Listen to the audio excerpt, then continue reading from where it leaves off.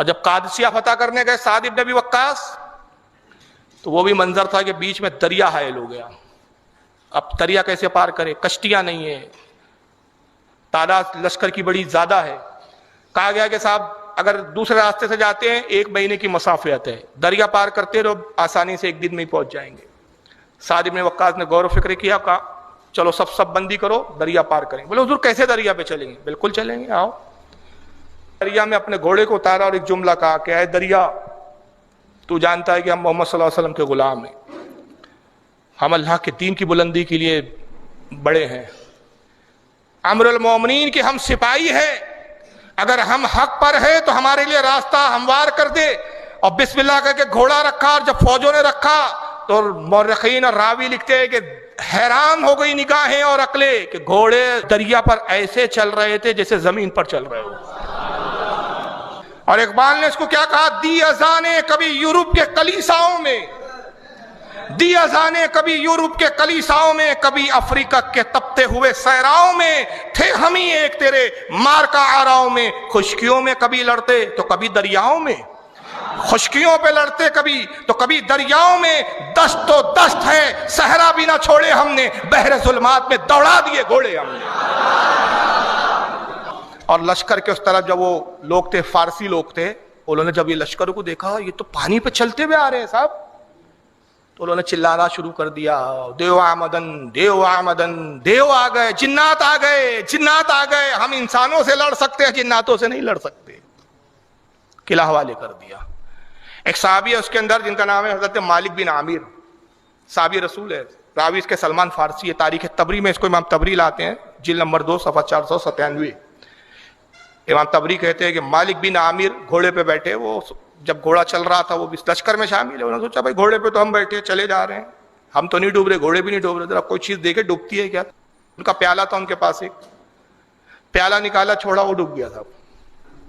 دریا کے اس پار چلے گئے. حضرت سلمان فارسی فرماتے ہیں کہ سعد ابن وقاص کھڑے ہو کے خطبہ دیتے, کہا کہ لوگوں کسی کی کوئی چیز گم تو نہیں ہو گئی. یہ مالک ابن عامر بڑھتے, حضور میرا پیالہ. کہا گم ہوا کہ گم کیا گیا ہے؟ بولے حضور وہ پانی میں گر گیا ہے. دریا کے قریب آتے ہوئے مالک کہتے ہیں کہ اے دریا, میں رسول اللہ کا صحابی اور امیر المومنین کا فوج کا سپاہی ہوں, میرے پیالے کو ضائع نہ کر, میرا پیالہ مجھے لوٹا. ایک لہر اٹھی اور پیالہ اس طرف ہے. لیکن آج ہمارا وقار صرف اس لیے ختم ہو گیا کہ ہم صرف نام کے رسول اللہ کے غلام ہیں, حقیقی غلام بننے کے لیے تیار نہیں. حقیقی غلام بن جائے اور خدا کی قسم جانور بھی ہمارے فرما بردار ہو جائے. ان کی کیا اوقات ہے جی بھائی. مصر جب فتح ہوا, عمرو ابن عاص رضی اللہ تعالیٰ عنہ جس گورنر بنائے گئے وہاں کے, ہر سال دریائے نیل کو ایک بلی دینی پڑتی تھی. خشک ہو جاتا تھا, پانی کا ایک قطرہ نہیں. برسوں سے رواج چل رہا تھا, سالوں سے رواج چل رہا تھا, ایک قربانی دو, بلی دو. اور بلی بھی لڑکی کی دی جاتی تھی, کواری لڑکی کی. چالت کے دور سے چل رہا تھا. دریا نیل سوکھ گیا تھا. لوگ آئے, کہا ہے عمرو ابن عاص یہ ہر سال دریا سوکھتا ہے, اس کا طریقہ یہ ہے, برسوں سے رواج چل رہا ہے, صدیوں سے ایک بلی دینی پڑتی ہے. آپ نے فرمایا اسلام ایسی سب بری رسموں کو ختم کرنے آیا ہے, اب یہ سب نہیں دیا ہے. کہا پھر دریا جاری نہیں ہوگا؟ کہا نہیں انشاءاللہ جاری ہوگا, آؤ دعا کریں. دعائیں ہو رہی ہے, دریا جاری نہیں ہو رہا ہے. اور وہ جو تومات پسند قسم کے لوگ تھے ان کا یقین اور بڑھ رہا ہے کہ بھائی جب تک بلی نہیں دی جائے گی پانی جاری ہوگا ہی نہیں, خوش کا خوش ہی رہے گا دریا. انہوں نے کہا عمرو ابن عاص آپ کو بلی دینی پڑیں گی. فرمایا نہیں, اسلام ایسے بلی اور ایسی قربانی کی اجازت نہیں دیتا, انسان کی قربانی نہیں ہے اسلام میں, حرام ہے یہ.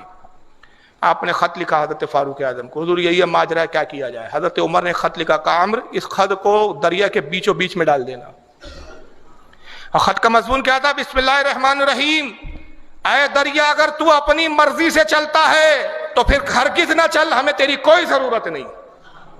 اور اگر تو اللہ کی مرضی سے چلتا ہے تو عمر ابن خطاب تجھے حکم دیتا ہے کہ جاری ہو جا اور پھر کبھی خشک نہ ہونا.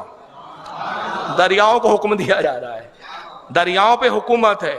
خط گیا صاحب, حضرت عمرو عاص نے پڑھا اور ہنس دیا جب خط زمین پہ رکھا, اور جو پانی ابلا زمین سے اور جو اچھال آئی 16 ہاتھ تک بڑھا. اور آج تک مورخین لکھتے وہ تاریخ اور آج کی تاریخ ہے, اس کے بعد آج تک دریا نیل کبھی سوکھا ہی نہیں, آج تک نہیں سوکھا صاحب. اس کو ابن کثیر نے لکھا ہے البدایہ والنہایہ میں, جلد 7 صفحہ 211 پر.